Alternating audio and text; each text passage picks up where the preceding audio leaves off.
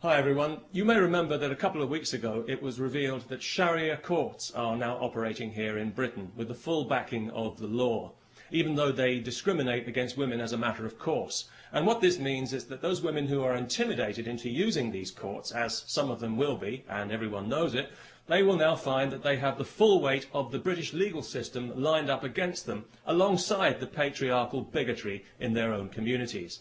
Those women who are cheated out of their just entitlement in these places, as some already have been, will find that they have no recourse to the real law to put things right. In other words, we are now accommodating Saudi Arabian legal principles here in Britain, just as we accommodate their corrupt business practices and their threats against our national security when we try to investigate them. If you live in Britain and if you think these courts are a bad idea, please sign the petition to which I have linked, asking that they be abolished and that this poison be removed from our society and that we revert to the rule of civilised law with equal rights for all, if that's not too much trouble.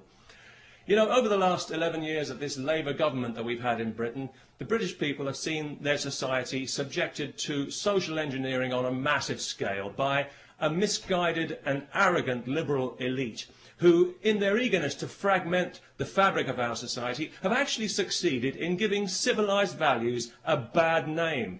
Tolerance and diversity are good things on paper. I'm sure we'd all vote for tolerance and diversity, but in practice they've become a nightmare of doublethink and lies, where the most unreasonable people in society are encouraged at every turn to be even more unreasonable.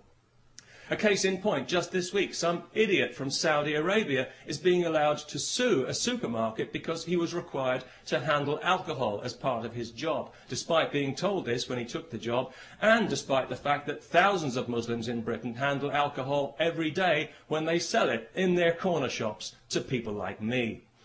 I do find it quite ironic that Islam forbids intoxication when you consider how many Muslims are seemingly so intoxicated by their religion, especially in Saudi Arabia. So it was no surprise to me to hear that this idiot was from Saudi Arabia, because I think we all know that that entire country is mentally ill. The Saudis would have us believe that theirs is the purest form of Islam.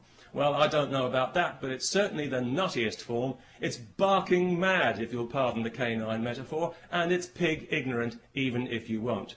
It's got to be just about the nastiest belief system on this faith-obsessed planet, and it's a cowardly one as well, enforced by cowardly men who are afraid of women and whose only language is ultimately violence. They're absolutely pathetic, and history is already laughing at them.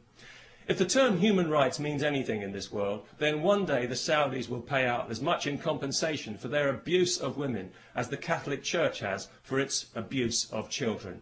And I'll certainly drink to that. Because I was out earlier today, coincidentally, buying some beer, not because I enjoy beer particularly, but because I know it offends Islam. Although it didn't seem to bother the Muslim shopkeeper I bought it from, maybe he was just being polite. Anyway, as I was leaving the shop with my beer, two women happened to walk past wearing burqas.